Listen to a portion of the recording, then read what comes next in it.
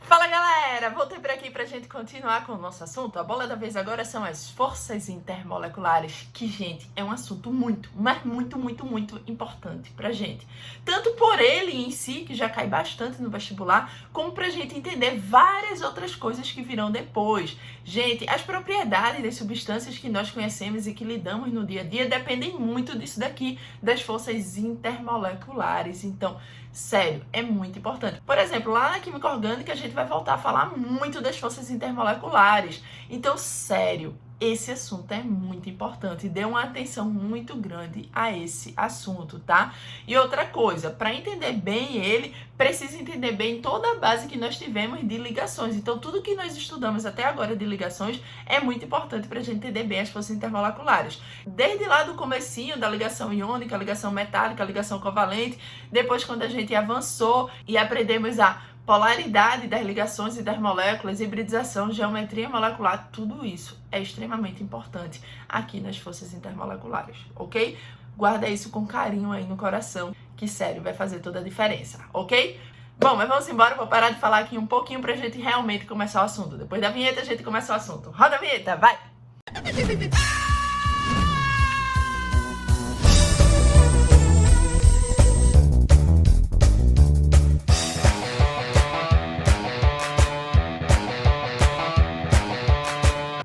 Let's go, galera! Hora da gente realmente mergulhar de cabeça nas forças intermoleculares.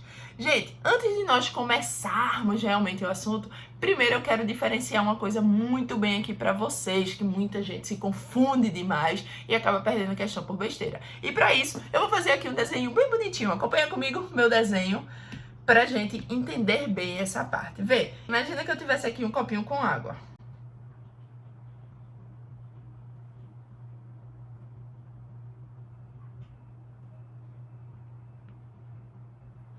Pronto, tá aí meu copo e agora eu vou colocar minha aguinha aí dentro. Deixa eu botar de azulzinho. Vamos supor que eu tivesse essa quantidade de água aqui. Vou até pintar de azul.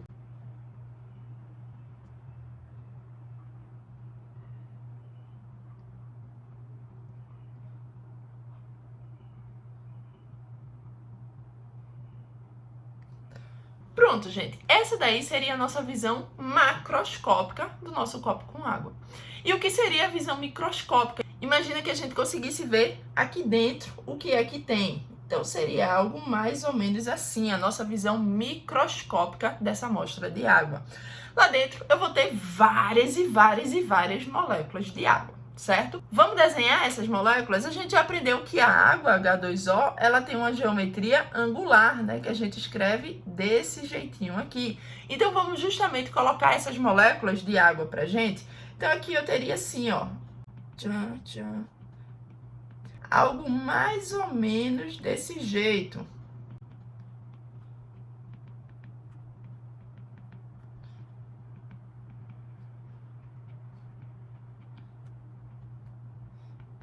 Pronto, imagina aí essas várias moléculas de água.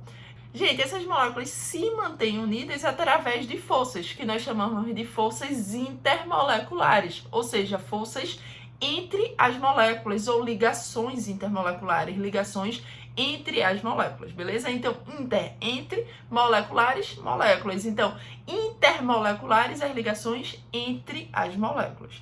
Pronto, vamos fazer essas ligações aqui de vermelho, essas tracejadas, ó.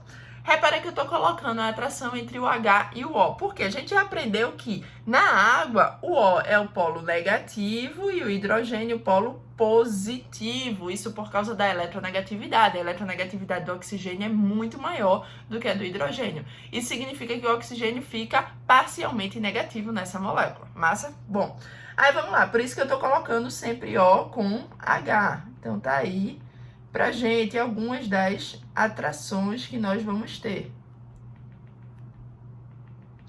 Algo mais ou menos desse jeito, tá, galera? Só para representarmos aqui.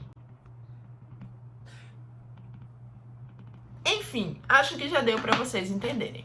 E agora eu quero fazer uma pergunta para vocês. Vem, pensa que eu vou pegar essa amostra de água aí e vou começar a esquentar. Vou dar energia a essas moléculas, a essa amostra. Então, eu vou lá dando energia, e a água vai recebendo essa energia na forma de calor. Gente, vocês acham que primeiro serão rompidas as ligações de vermelho ou as ligações de preto? Ou seja, eu estou perguntando para vocês se primeiro vai ser rompida essa ligação aqui, em vermelhinho, ou essa ligação aqui, em preto. Gente, tenho certeza que vocês responderam. Que é lógico que são as vermelhas que vão ser quebradas primeiro. Exatamente isso que ocorre, gente. Essas ligações em vermelho, elas são as forças de atração entre as moléculas. As ligações em pretos, O com H, são as ligações que existem dentro das moléculas, que nós chamamos de ligações intramoleculares. Então, com certeza, as ligações tracejadas em vermelho, elas são mais fracas, são as atrações entre as moléculas. Então, guarda aí na cabeça, galera. Quando a gente começa a dar energia, primeiro nós vamos rompendo as ligações entre as moléculas intermoleculares. E só depois, se eu der muita energia... Tá louca, é? Tá doida, é? Muito mais energia do que eu tinha dado antes, que eu vou começar a romper as ligações entre os átomos. Por quê? Aquela ligação entre um átomo é uma ligação muito mais forte. Então, isso que eu tô falando para vocês é para diferenciar ligações intermoleculares das ligações intramoleculares ou interatômicas. Então, vejam, quando nós colocamos ligações intermoleculares,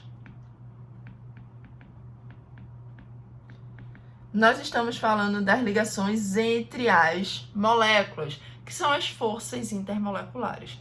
Gente, não tem nem como comparar essas ligações com as ligações intramoleculares, que são ligações muito mais fortes e um patamar de energia muito mais elevado. São as ligações dentro das moléculas. Essas daí são infinitamente mais fortes do que as ligações intermoleculares. Então, olha lá, quando a gente fala em ligações intramoleculares,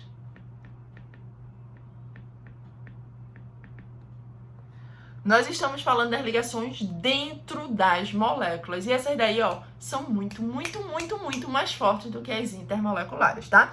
Essas ligações intramoleculares, elas também podem ser chamadas de interatômicas.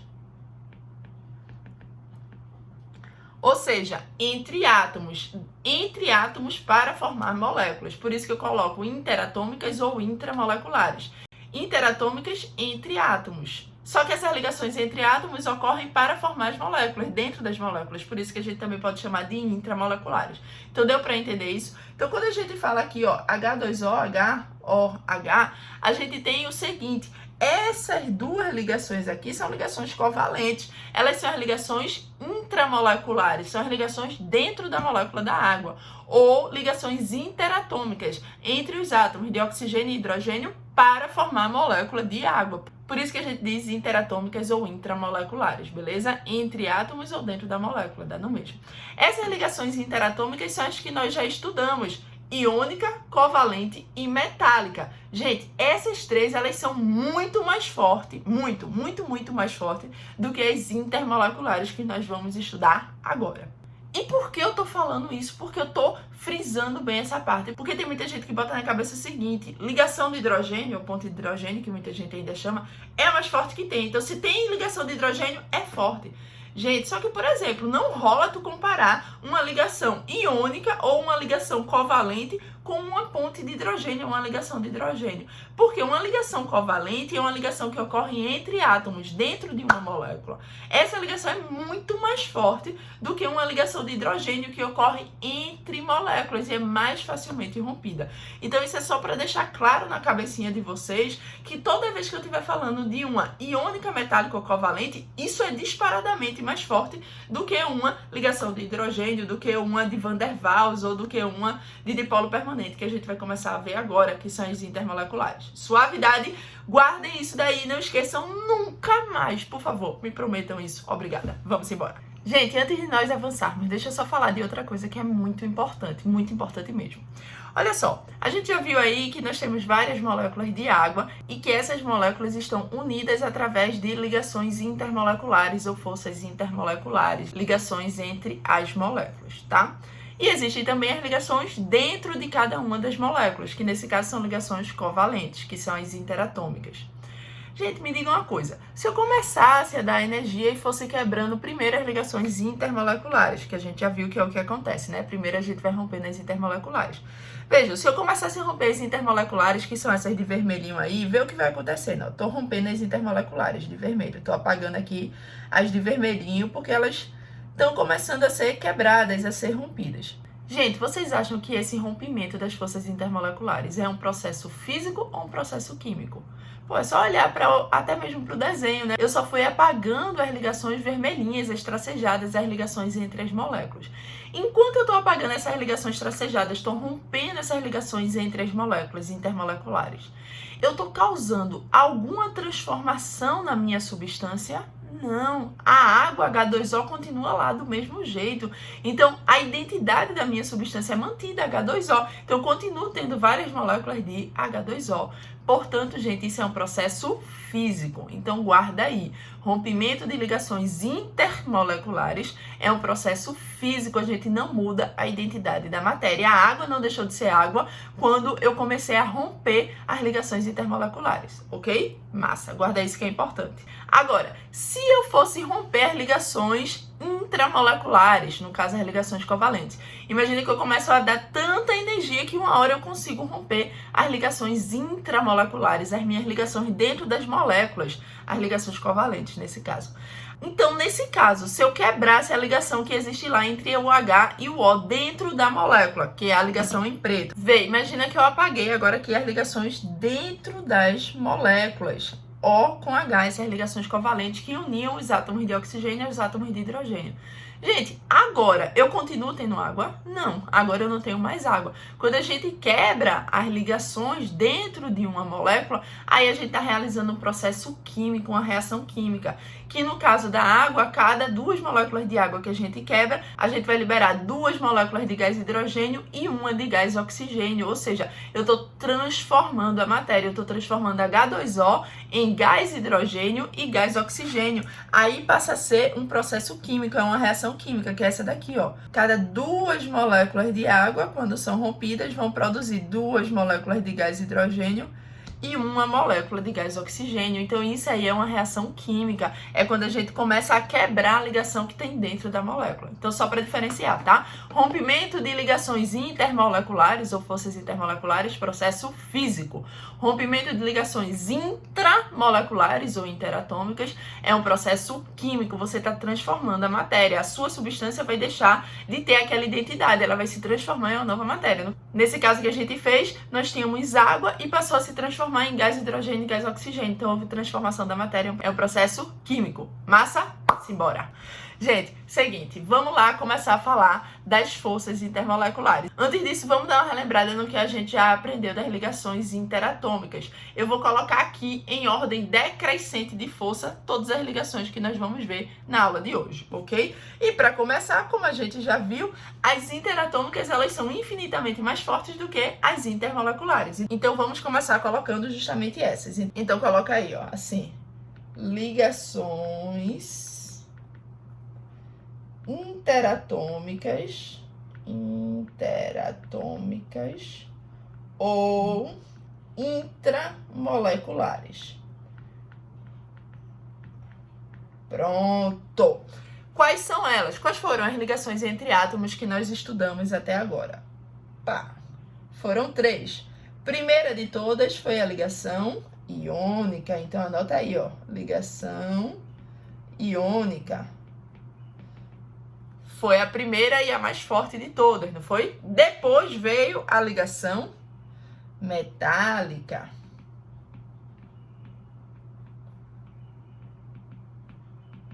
Ligação metálica. E por último foi a ligação covalente.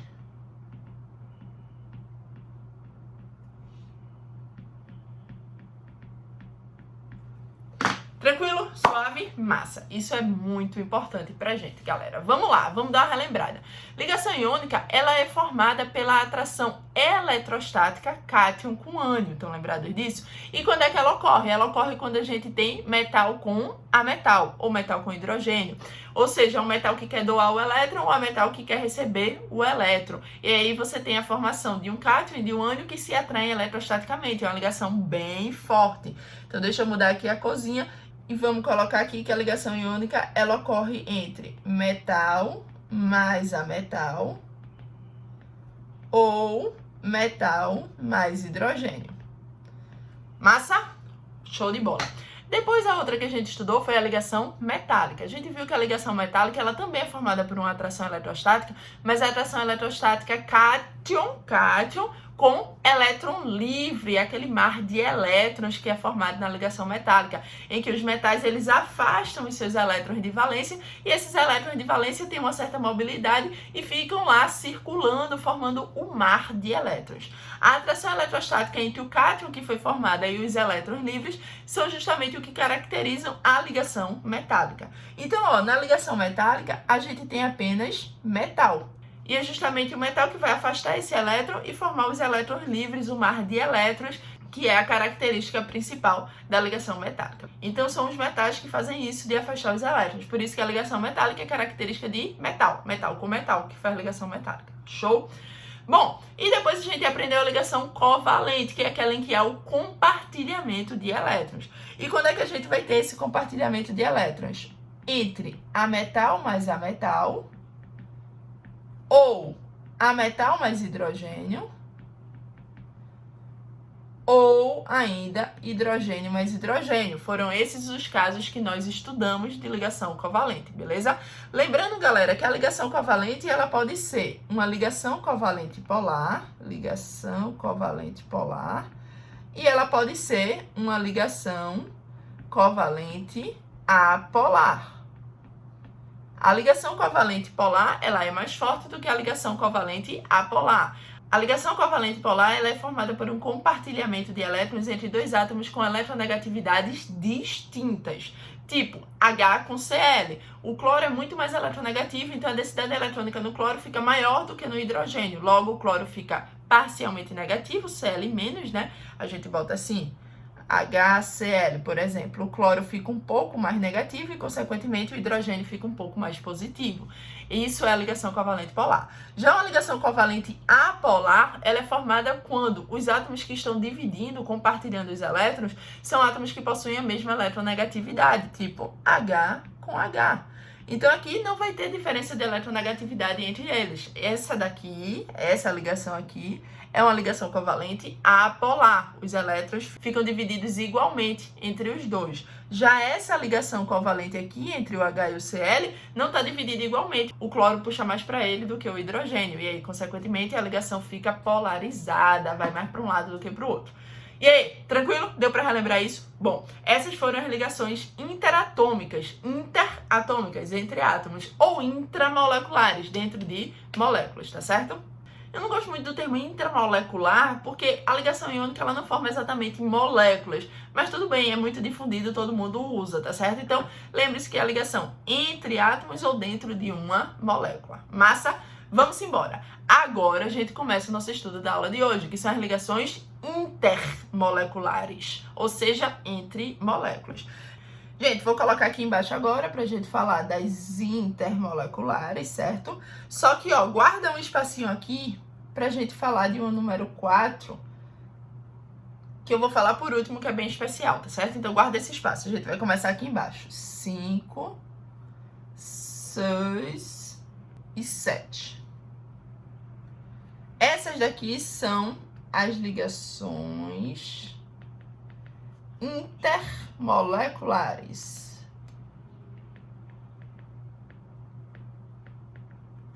Entre moléculas. Massa? Beleza. A gente vai continuar colocando em ordem decrescente de força, tá? Lembrem-se que a força, ela tá aumentando para cima. Deixa eu ver se eu consigo colocar aqui de lado.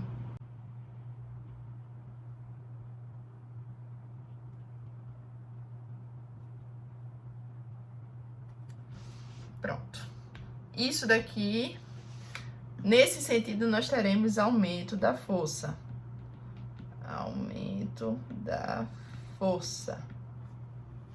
Pronto, dá pra ver? Acho que dá. Vamos lá. Galera, a força número 5 são as ligações de hidrogênio. Muita gente ainda fala pontos de hidrogênio. É um termo mais ultrapassado, mas é bem comum ainda se ouvir, tá certo? Então, vamos colocar aqui. Ligações ou pontes de hidrogênio.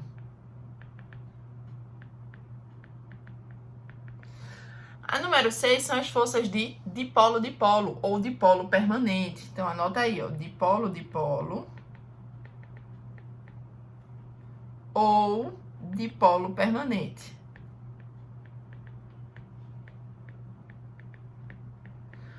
E a número 7 é o que a gente chama de dipolo induzido. Dipolo induzido. Essa de dipolo induzido também pode ser chamada de forças de Van der Waals ou Van der Waals e ainda pode ser chamada de forças de London. Forças de London. Então, guarda aí, ó. As de dipolo induzido podem ser chamadas de dipolo induzido, força de London ou força de Van der Waals. Massa? Vamos embora. Agora a gente vai falar um pouquinho sobre cada uma delas. E eu vou começar da mais fraca para mais forte. Então, eu vou começar de baixo, tá? Pelas forças de dipolo induzido. Gente, as forças de dipolo induzido são forças fracas que ocorrem entre moléculas apolares. Então, não esquece, são forças fracas que ocorrem entre moléculas apolares, ok? Guarda aí. Então, ó, dipolo induzido. Será que dá para eu escrever aqui? Forças fracas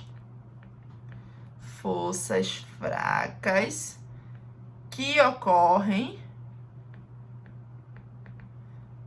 entre moléculas apolares. Então, ó, não esquece, que são forças fracas e 2, que ocorrem entre moléculas apolares. Como assim? Vamos lá entender o nome. Quando a gente diz um dipolo induzido, quando a gente pensa em induzido, é alguma coisa que foi induzida, é alguma coisa que é fraca, que não tinha lá e você induziu. O que são os dipolos? São as cargas, né? O positivo e o negativo que pode existir em uma molécula, em um composto covalente. Então, por exemplo, quando você tem uma molécula de H2, H ligado a H, gente, nós aprendemos que não existe diferença de eletronegatividade, então eu não tenho um polo positivo e um polo negativo, por isso que é uma molécula apolar, sem polos. O que ocorre em alguns momentos? Nós vamos induzir a formação de dipolos ali, positivo e negativo. É justamente isso que a gente chama de dipolo induzido. A molécula não tinha os dipolos e foi induzida a criação de alguns dipolos. Isso ocorre momentaneamente, é muito fraco isso. Por isso que a gente chama de dipolo induzido. É uma força de atração fraca que ocorre entre as moléculas apolares, porque elas não têm um dipolo lá permanentemente. Ele é induzido, é criado momentaneamente. Então, guarda aí, dipolo induzido, ok? Então, vê, forças fracas que ocorrem em moléculas apolares. Então, vamos dar alguns exemplos. Deixa eu botar aqui de verdinho. Ficou bem apertado, né? Mas vamos embora que a gente dá um jeitinho aqui para deixar tudo aí na tela para vocês. Gente, esse dipolo induzido aí pode acontecer, por exemplo, em moléculas apolares que nós estudamos. Eu acabei de falar do H2, gás hidrogênio apolar. Assim como O2, N2, Cl2, todas as moléculas que nós vimos que tem 2 átomos e os 2 átomos são iguais, elas são apolares. Estão lembrados disso? Então tá aí, ó, exemplos de moléculas apolares. Outra que nós vimos, CO2, a gente falou muito do CO2, exemplo de uma molécula apolar. Então, entre as moléculas de CO2, a atração é do tipo dipolo induzido.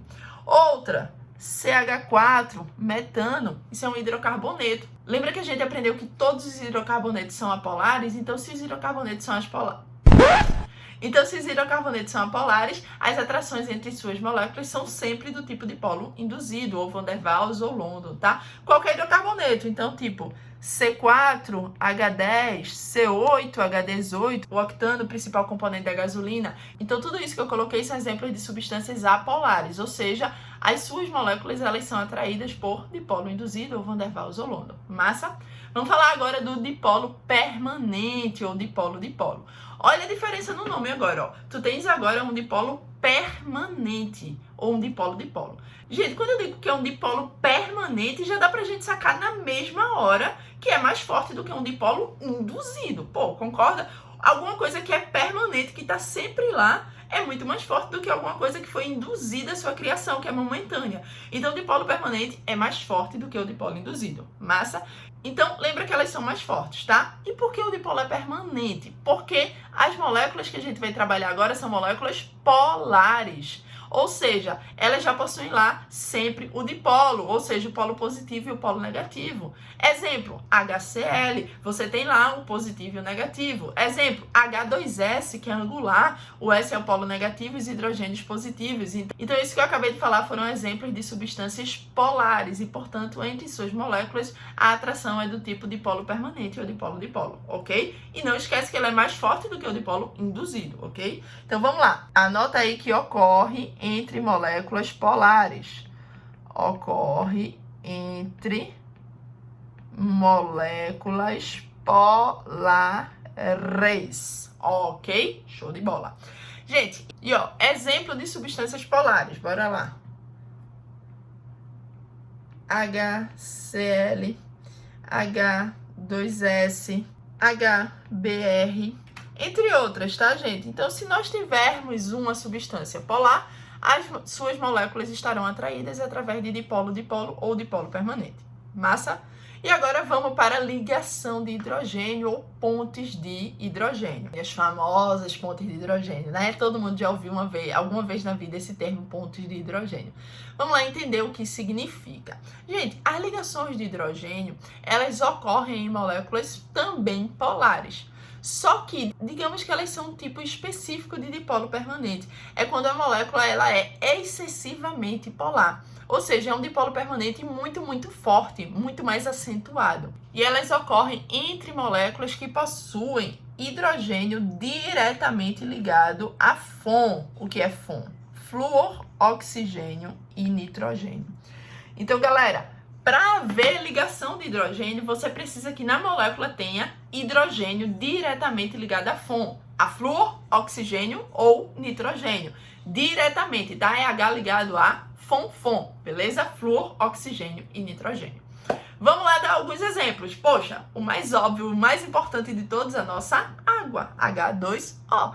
Então aqui, ó, exemplo, verdinho de novo. Exemplo, H2O. A gente já sabe que na água, ó, deixa eu até desenhar aqui de lado, HOH, você tem H diretamente ligado ao oxigênio. Então, é um dos três lá do FON, ponte de hidrogênio.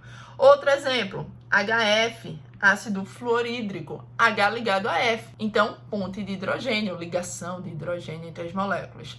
E outro exemplo bem importante é a amônia, NH3, na qual o nitrogênio está diretamente ligado ao hidrogênio. Lembrando que a amônia é assim, ó, geometria piramidal. Então, você tem H ligado diretamente a N, ligação de hidrogênio. Massa? Gente, é isso daí da ligação de hidrogênio. Então, você precisa ter H diretamente ligado a FON, flúor, oxigênio e nitrogênio. Muita gente confunde, por exemplo, com o HCN, só que o HCN ele entra aqui embaixo, ó. Por quê? Quando a gente tem o HCN, quem é o nosso átomo central? O C. Beleza? Esse C está ligado de um lado ao H e do outro lado ao nitrogênio. Então, vê, nessa molécula de HCN aqui, você tem um H diretamente ligado ao nitrogênio? Não. Portanto, não é ponte de hidrogênio. Então, toma cuidado com isso. HCN não é ligação de hidrogênio. HCN é dipolo permanente ou dipolo-dipolo. Ela é polar, mas ela não tem o H diretamente ligado ao FON, ok? Inclusive, isso é uma dica. Vejam, para vocês descobrirem um tipo de força intermolecular, você vai fazer o seguinte. Primeira pergunta que você faz é para saber se aquela molécula é polar ou apolar, tá? Então, por exemplo, você chegou lá, H2. H2 é apolar. Se é apolar, só pode ser dipolo induzido, ou London ou Van der Waals, né? Que é a mesma coisa. Então, ó, apolar só pode ser dipolo induzido. Mas, se for polar, tu vai ter que fazer uma segunda pergunta para descobrir qual é o tipo de força intermolecular que ocorre entre as moléculas lá. Qual é a segunda pergunta? Tem H ligado a FON? Se tiver H ligado a FON, ligação de hidrogênio. Se não tiver H diretamente ligado a FON, é dipolo permanente. Então, ó, apolar, dipolo induzido. Ok. Polar, aí você faz a segunda pergunta. Ela é polar e tem H ligado a FON? Tem não. Então é dipolo permanente. Ela é polar, mas tem H ligado a FON. Então é ligação de hidrogênio. Deu para entender isso? Guarda isso aí na cabeça que é bem importante. E só pra gente encerrar agora, lembra que eu tinha deixado o 4 aí, que era especial para o final? Gente, vê só, esse quadro que eu coloquei aí no meio é o seguinte. Algumas bancas de vestibular, elas tratam a força chamada de íon dipolo como uma força intermolecular, uma ligação intermolecular. A gente não pode dizer bem que isso é uma ligação intermolecular. Por quê? Porque íon não é uma molécula. Então não dá pra gente considerar íon dipolo como uma força intermolecular. Eu acho mais correto a gente colocar ele aí no meio, porque ele não é nem uma ligação intramolecular e nem uma ligação intermolecular. Então a gente deixa ele ali no meio, já que ele ocorre entre um íon e uma molécula, tá? Íon dipolo é a interação que ocorre entre o íon e um dipolo, que é uma molécula polar. Então nesse caso aqui você tem a interação entre um íon e uma molécula. Por isso que eu gosto mais de colocá-la ali no meio, tá?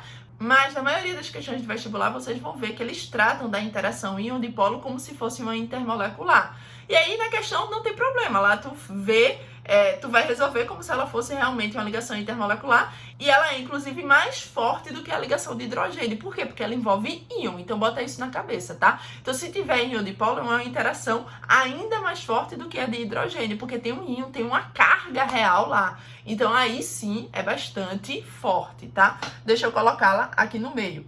Essa daqui, ó, é a íon dipolo.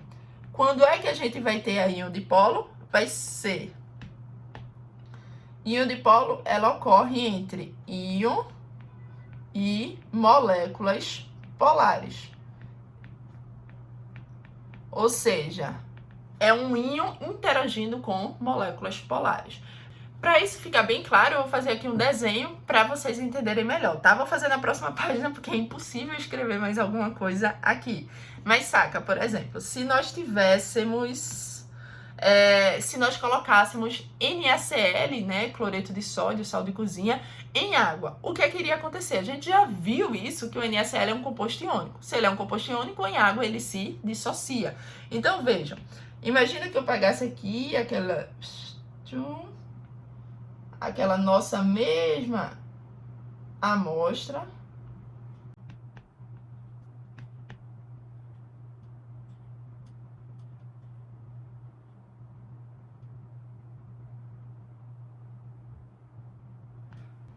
Pronto, aí peguei aquela nossa amostra de água, só que agora eu vou colocar NaCl aqui dentro. Pá, joguei NaCl.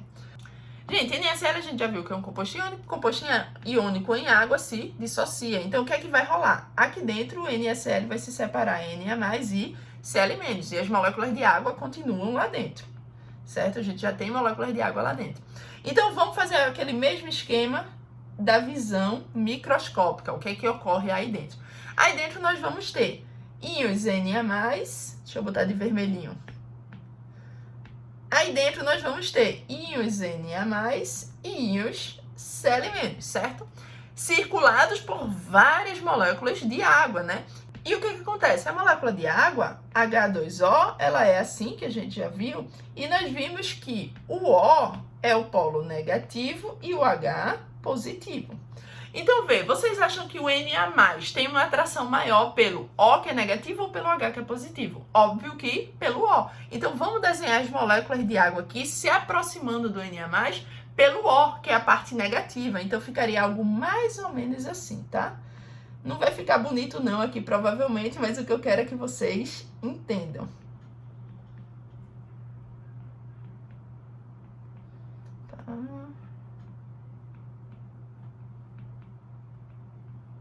Pronto, tá aí o nosso Na+ circulado pela água, só que estando mais próximo do O, que é negativo. Então, Na+ fica mais próximo do O, que é negativo. E o Cl-? Poxa, o Cl- tem mais atração pelo H, que é positivo. Então, as moléculas de água vão ficar juntinho dele, digamos que ao contrário, com um H pertinho dele. Então, seria algo mais ou menos assim, ó.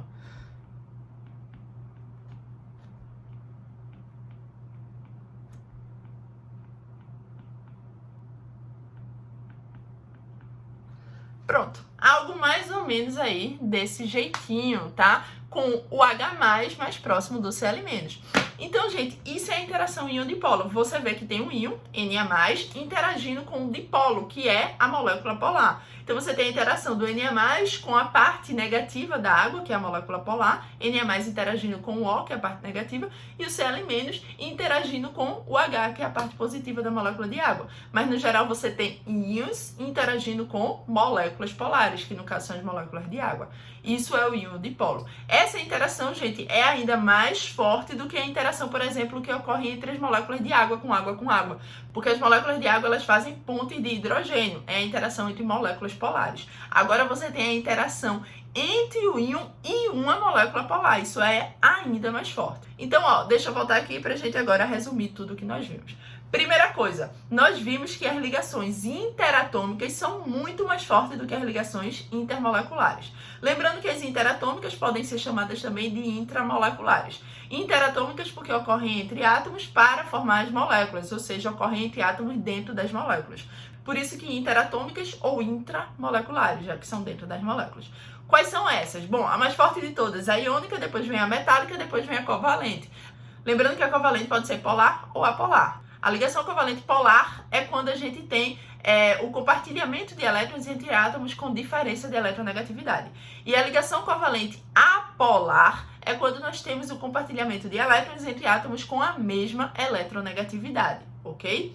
Bom, essas são as interatômicas, são muito mais fortes do que as intermoleculares. Nas intermoleculares, nós aprendemos que a mais forte de todas é a ligação de hidrogênio. É quando a gente tem uma molécula polar com H ligado a FON, H diretamente ligado a FON, flúor, oxigênio ou nitrogênio lá dentro, tá certo? Depois disso vem a dipolo-dipolo ou dipolo permanente, tá? Lembrando que é uma força que ocorre entre moléculas polares, mas sem H ligado a FON, porque se for com H ligado a FON, vai para ligação de hidrogênio, que é uma força muito mais forte, ok? E a mais fraquinha de todas é a dipolo induzido. Por quê? Poxa, não é um dipolo que está lá o tempo todo, é um dipolo que é induzido a sua criação, é momentâneo.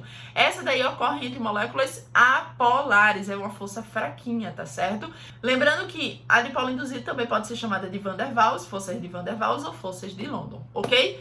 Bom, e para finalizar, entre as interatômicas e as intermoleculares existe algo ali no meio, que é a íon-dipolo. A íon-dipolo, ela é mais forte do que todas as intermoleculares, mas ela é mais fraca do que as interatômicas.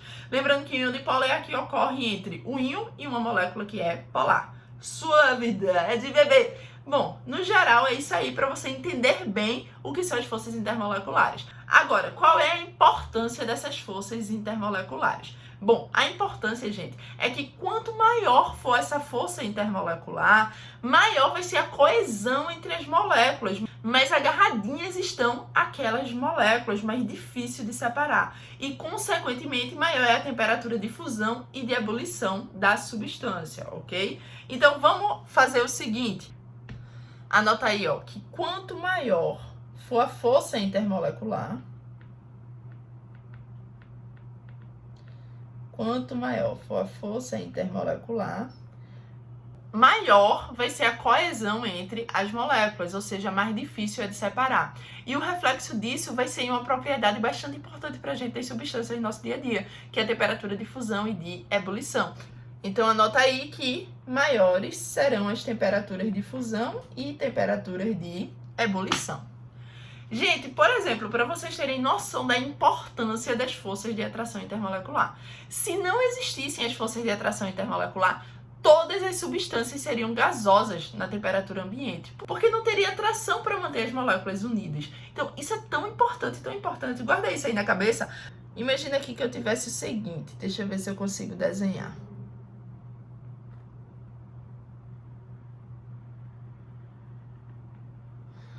Uma amostra de uma substância no estado sólido. No estado sólido, a gente sabe que as moléculas elas estão bem unidas, a coesão é muito grande, então estão todas assim, bem agarradinhas, certo? Isso seria o nosso estado sólido. Ou seja, gente, no estado sólido, a atração entre essas moléculas é muito alta. Agora, se a gente pega esse sólido e começa a dar energia a esse sólido, vou dando energia, o que é que vai acontecer? As moléculas começam a se separar, a gente vai rompendo alguma dessas forças intermoleculares e aí a substância passa para o estado líquido. Então, no estado líquido, a gente teria algo mais ou menos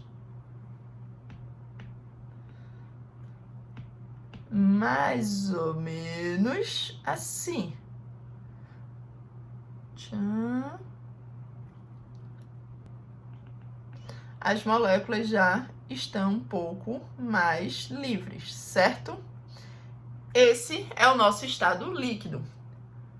E se eu continuar aí dando energia? E se eu der mais ainda energia a esse líquido? O que é que a gente vai fazer? A gente vai começar a separar de vez as moléculas, a gente vai arregaçar tudo, vai quebrar quase todas as forças intermoleculares. Praticamente não vai existir mais atração entre essas moléculas. E aí elas vão passar para o estado gasoso. Então, estado gasoso, as moléculas estão aqui, ó. Vamos supor o recipientezinho fechado. As moléculas, elas vão estar aqui, ó, loucas, se movimentando com muita energia. E praticamente não existe mais atração entre elas aí. Isso é o que caracteriza o estado gasoso.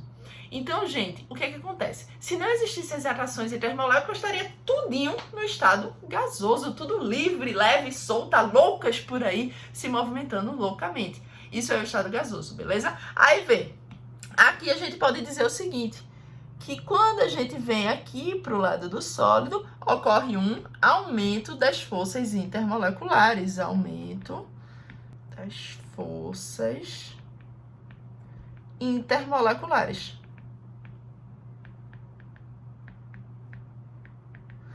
Bom, então, guarda aí, tá? Se não fossem as forças intermoleculares, todas as substâncias que nós conhecemos estariam no estado gasoso, na temperatura ambiente. E guarda também que quanto maior for a força de atração intermolecular, mais difícil é de separar as moléculas e, portanto, maiores serão as temperaturas de fusão e de ebulição. Suavidade, show de bola! Guarda que é muito mesmo importante isso daí, tá? Por exemplo, galera, se a gente compara H2O com H2S. Gente, H2O é uma molécula que apresenta geometria angular, tá certo?